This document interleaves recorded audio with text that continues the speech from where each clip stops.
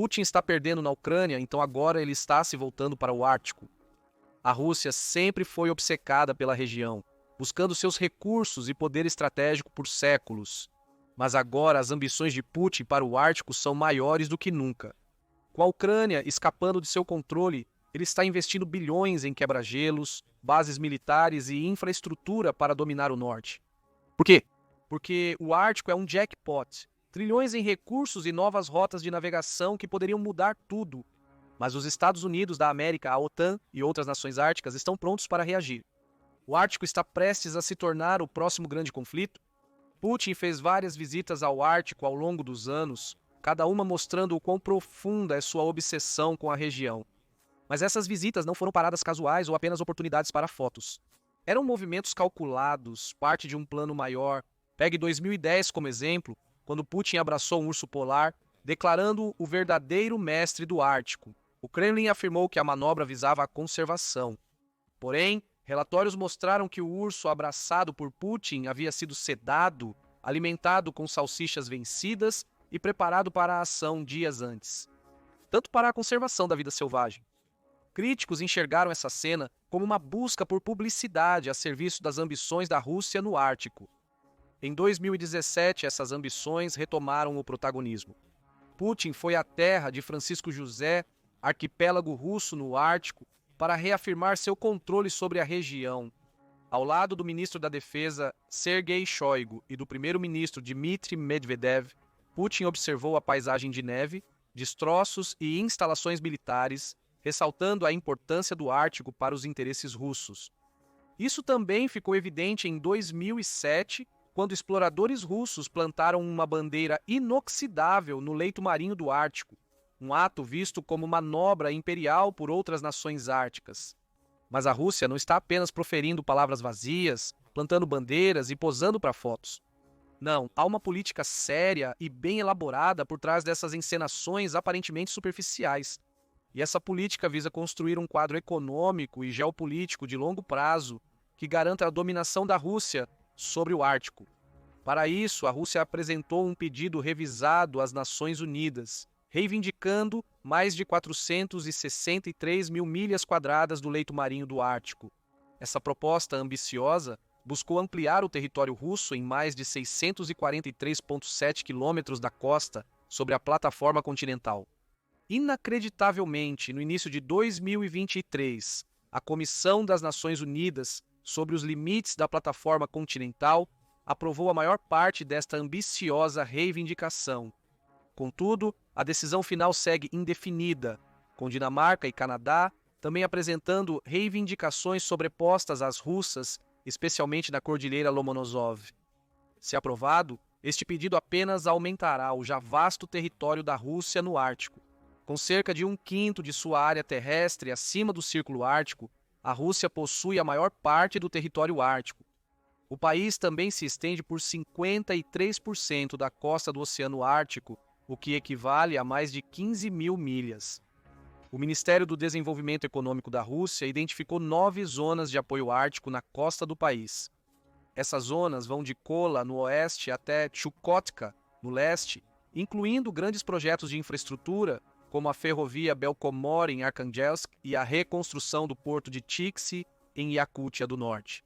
Mas a Rússia domina o Ártico não só em termos territoriais. Ela também possui a maior população da região. Cerca de 2,5 milhões de russos vivem no Ártico, que abriga um total de 4 milhões de pessoas. Isso é mais de 60%. Este número também inclui 40 povos indígenas, sendo alguns dos maiores o Dogen, o Neganassans e o Nenets.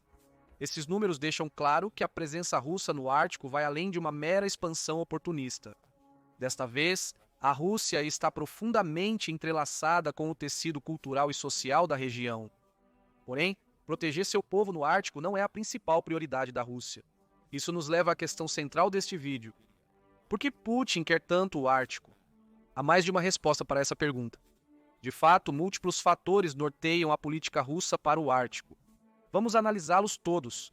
Lembra quando dissemos que as primeiras incursões no Ártico foram motivadas pelos vastos recursos inexplorados da região? Bem, nada mudou. O Ártico ainda é muito um tesouro de recursos. Petróleo, gás e minerais. A região é uma riqueza aguardando exploração. Estima-se que a região detém entre 1,5 trilhão e 2 trilhões de dólares em reservas minerais. De fato, trilhão, uma enorme riqueza escondida sob o gelo. Entre esses recursos estão vastos depósitos de níquel, platina, paládio e metais de terras raras, todos vitais para a indústria moderna. Além disso, estima-se que 16% do petróleo inexplorado do mundo e 30% do gás não descoberto estejam enterrados sob o Oceano Ártico. Essas reservas são cruciais quando a demanda global por energia cresce e as fontes tradicionais de combustíveis fósseis se esgotam. A importância desses recursos só cresceu com o aumento das tensões geopolíticas. Então, é compreensível que a Rússia esteja ansiosa para garantir o controle sobre essa potencial mina de ouro. O petróleo e o gás representam até 60% das receitas de exportação da Rússia e mais de 30% do seu orçamento federal. Logo, não surpreende que a Rússia já esteja se movimentando para capitalizar esses recursos. Um exemplo principal disso é o projeto da Península de Yamal, localizado cerca de 595,4 quilômetros ao norte do Círculo Ártico. Lá, uma enorme planta industrial de gás foi erguida sobre estacas no solo congelado. A planta parte do maior projeto de gás natural liquefeito, Yamal Gás Natural Liquefeito de 27 bilhões de dólares, foi projetada para explorar as vastas reservas naturais na região e exportar gás liquefeito para os mercados globais, apesar das condições severas, com temperaturas que podem cair para menos 40 graus Fahrenheit no inverno e escuridão por meses. O projeto tem sido um grande sucesso para a Rússia, atraindo atenção e investidores estrangeiros. A Total, gigante francesa de energia, detém 20% de participação no Yamal Gás Natural Liquefeito, apesar da crescente pressão internacional para empresas deixarem a Rússia após a guerra na Ucrânia.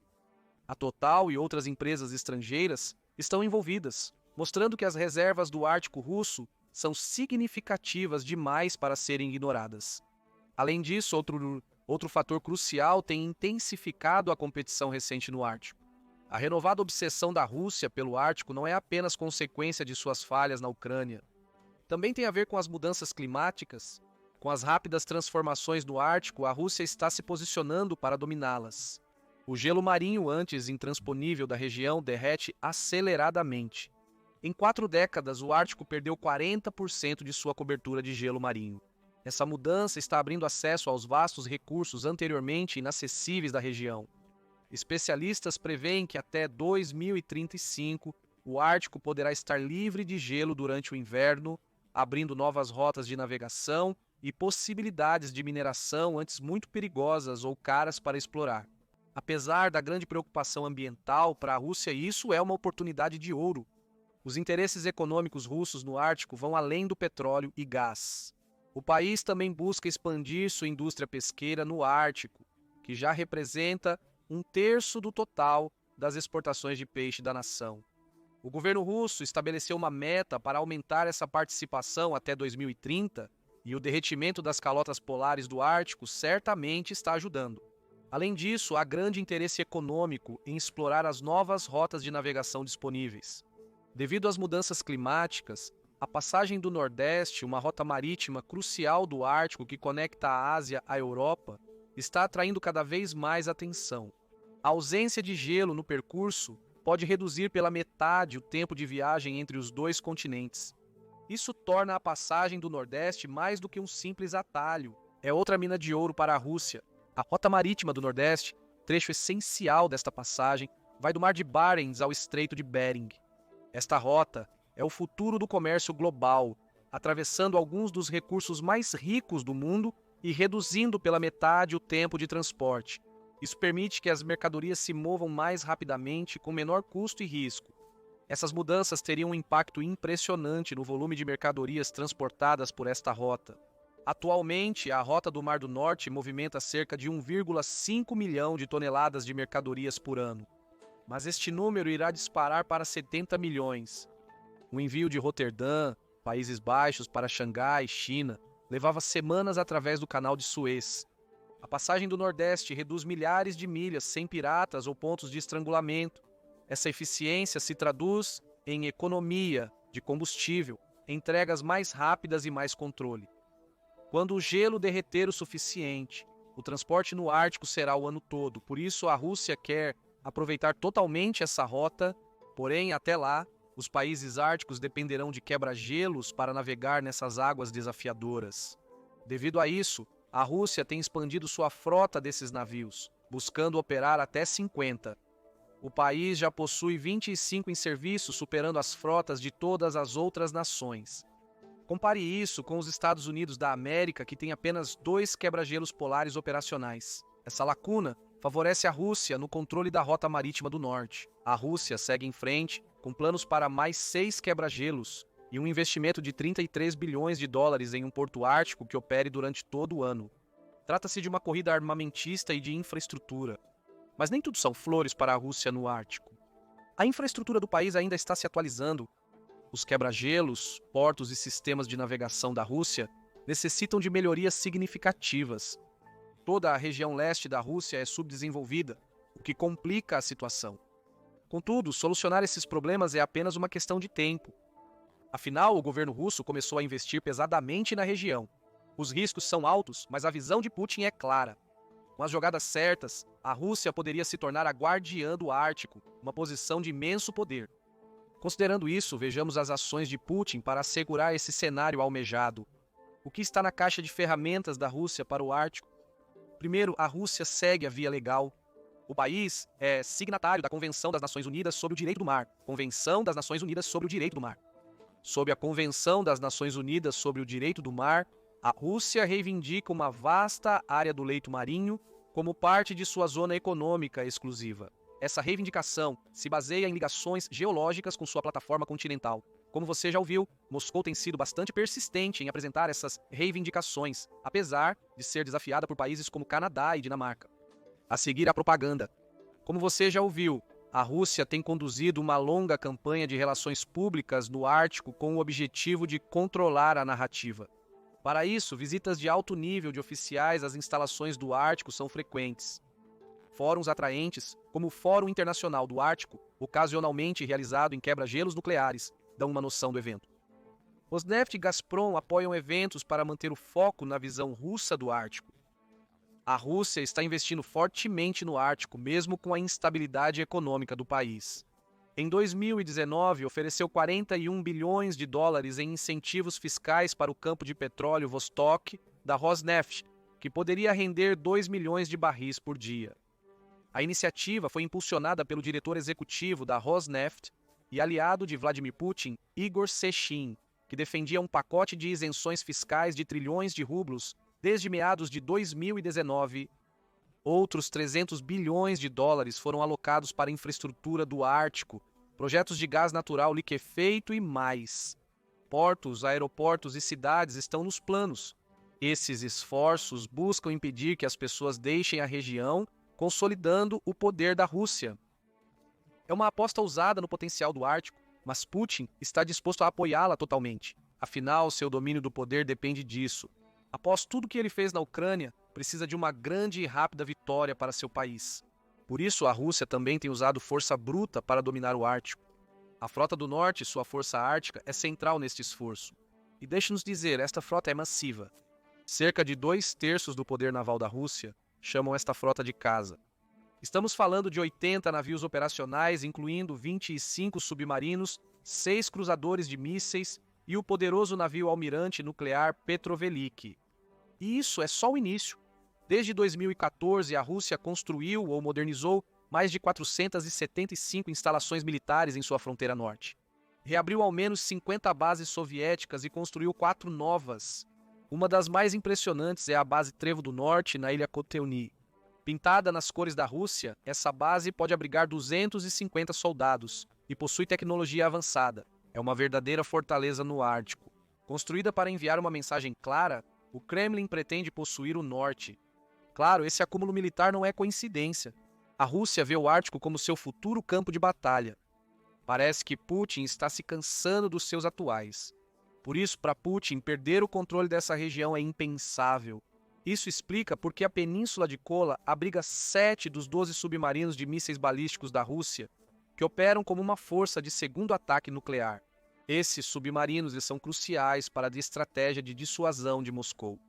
A Frota do Norte também faz patrulhas e exercícios regulares na região para se manter vigilante o tempo todo. Submarinos russos navegam no Ártico e navios de guerra realizam simulações de batalhas.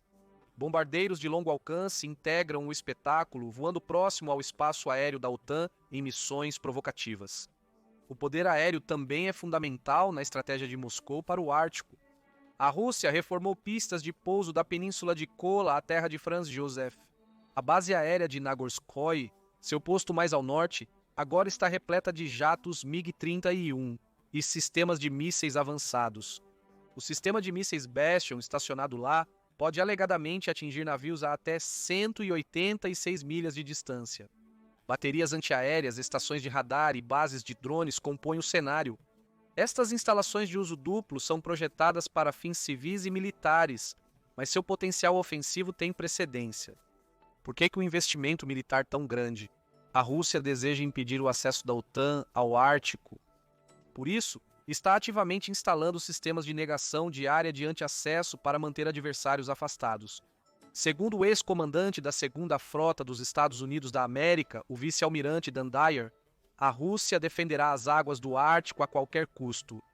O problema é que é difícil lançar esses meios quando sua economia foi destroçada pela guerra na Ucrânia. Manter a dominação que a Rússia almeja é um fardo pesado, e como a Ucrânia mostrou ao mirar em bases russas no Ártico, o país não é invencível na região. Por isso, Putin também está garantindo uma presença russa mais discreta no Ártico.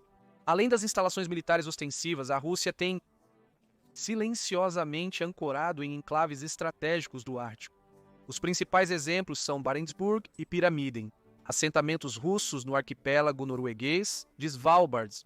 Esses não são postos avançados chamativos, são relíquias de outro tempo ligados a um tratado de 1920 que permite a exploração de recursos na região. Mas não se engane, eles são vitais na estratégia ártica de Moscou. Barentsburg, com 400 habitantes, é um pedaço da Rússia em uma geleira. Construído nos anos 1930 para apoiar uma mina de carvão, mantém sua identidade russa até hoje. Cada canto, da igreja ortodoxa ao busto de Lenin na praça, sussurra lealdade à pátria. A mina de carvão ainda opera, empregando 130 mineiros em condições perigosas, mas a lucratividade é baixa. O carvão da mina mal aquece a cidade, mas seu real valor é estratégico. Sem isso, a Rússia pode perder sua posição em território da OTAN. A Rússia precisa de atividade econômica para manter seu território. Apesar dos prejuízos, a mineração de carvão continua. Para garantir, Moscou também construiu um novo e brilhante consulado aqui. Com escada de mármore e paredes tipo bunker, foi projetado para fazer uma declaração: estamos aqui para ficar. A apenas 3 horas e meia de distância, fica a pirâmide em uma cidade fantasma que já abrigou 1.000 residentes soviéticos. Abandonada em 1998, a localidade agora é uma atração turística. O tempo para aqui. Livros escolares estão nas mesas e filmes de propaganda soviética permanecem congelados no cinema local. Guias russos levam visitantes a esta arrepiante cápsula do tempo soviética. Uma mistura curiosa de aula de história com projeção de soft power. Antes da guerra na Ucrânia, Pyramiden recebia 20.000 turistas por ano, mantendo a cidade ativa. O número diminuiu, mas a presença russa continua inabalável. Esses assentamentos podem parecer insignificantes, mas dão à Rússia uma vantagem única. A localização deles no quintal da OTAN os torna ideais para coletar informações de inteligência ou afirmar reivindicações territoriais. Além dos assentamentos, os esforços de pesquisa ártica da Rússia também mostram suas ambições. Desde 1937, Moscou implanta estações de gelo flutuantes e bases de pesquisa na região, coletando dados sobre meteorologia, vida marinha e recursos naturais. Mas há um objetivo mais profundo: conquistar a Cordilheira de Lomonosov. Moscou afirma que a cordilheira é uma extensão da plataforma continental russa, visando controlar seus vastos recursos submarinos. Há também o acadêmico Lomonosov, uma usina nuclear flutuante única, nomeada em homenagem ao acadêmico Mikhail Lomonosov, construída para fornecer eletricidade a áreas árticas isoladas e plataformas de gás. Este tem 460 pés de comprimento e 98 pés de largura. O gigante representa um audacioso avanço na engenharia. Um é pintado nas cores da Rússia, branco, azul e vermelho. Os reatores da planta geram eletricidade e calor suficientes para uma cidade de 100 mil habitantes. Esse número excede consideravelmente os 4.230 habitantes de Povec, uma distante cidade ártica abastecida principalmente pela acadêmica Lomonosov. É móvel e robusta, resistindo a ondas de 23 pés, ventos de 124 milhas por hora e até mesmo a um acidente de helicóptero. Alexei Lukachev, chefe da corporação nuclear estatal Rosatom, chamou-a de uma construção única e inédita no mundo. Uma construção que combina a potência de uma usina nuclear com a mobilidade de um navio. Claro, as preocupações com a segurança persistem, com a Greenpeace apelidando o acadêmico Lomonosov de Chernobyl flutuante. No entanto, a Rosatom garante que seus reatores são modernos e sofisticados, atendendo aos mais altos critérios de segurança. Os engenheiros do navio afirmam que planejaram tudo com absoluta certeza.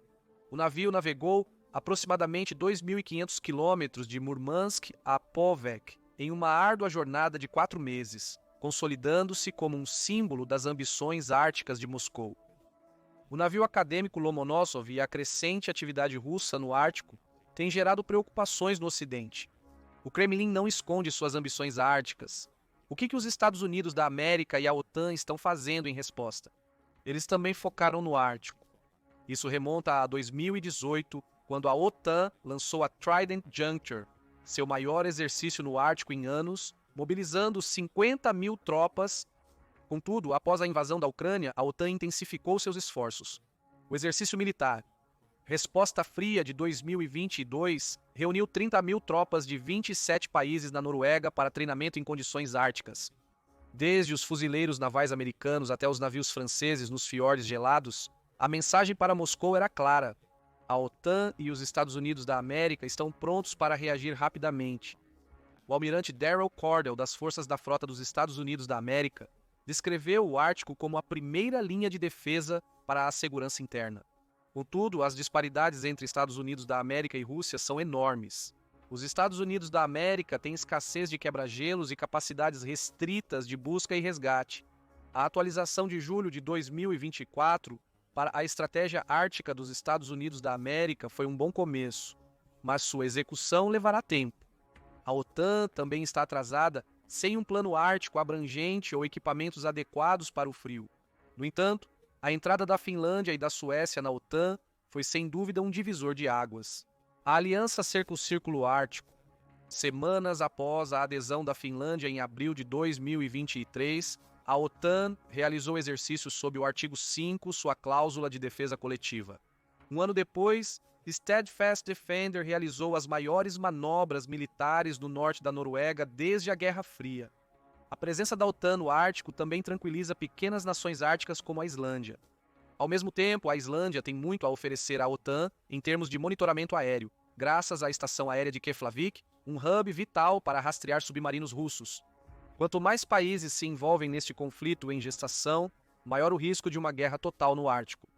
De fato, muitos especialistas creem que este é o único desfecho possível da crescente assertividade russa na região. Eles afirmam que a guerra na Ucrânia pode não ter iniciado a Terceira Guerra Mundial, mas uma guerra no Ártico certamente o faria. Devido às altas tensões na região, qualquer faísca, seja um erro militar ou conflito territorial, poderia causar esta guerra. Mas o que você acha? Você concorda com esse resultado sombrio? Se não, como você vê o futuro do Ártico? Está caminhando para uma total tomada russa ou apenas um tenso impasse geopolítico? Compartilhe suas previsões nos comentários abaixo. Confira agora e esqueça a Ucrânia, o maior problema da Rússia revelado, ou clique neste outro vídeo